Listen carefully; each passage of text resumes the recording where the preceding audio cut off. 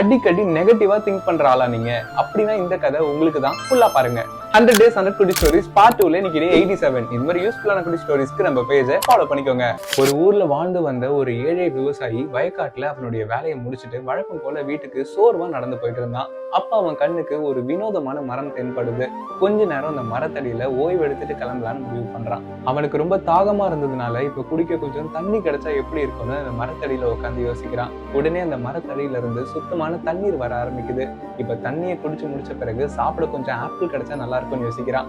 இதை புரிஞ்சுக்கிட்ட அந்த மரம் அவனுக்கு நிறைய ஆப்பிளையும் கொடுக்குது. இப்பதான் அந்த விவசாயிக்கு இது ஒரு மந்திர மரம், நம்ம மனசுல என்ன நினைக்கிறோமோ அது அப்படியே நமக்கு கொடுக்குதுன்னு புரிஞ்சுக்கிறான். தன்னுடைய வறுமை நிலையை மாத்த எனக்கு நிறைய வைரக்கற்கள் கிடைச்சா நல்லா இருக்கும்னு யோசிக்கிறான். உடனே அந்த மரமும் அவனுக்கு நிறைய வைரக்கற்களை கொடுக்குது. இப்ப விவசாயிக்கு சந்தோஷத்தை அடக்கவே முடியல. ஏன்னா அந்த கிராமத்திலேயே பெரிய பணக்காரன் அவன் தான். அப்ப அவன் காதுக்கு சில புலிகளோட உருமல் சத்தம் கேக்குது. இப்ப அந்த புலிகள் இங்க வந்து நம்மளை கொன்றுச்சுன்னா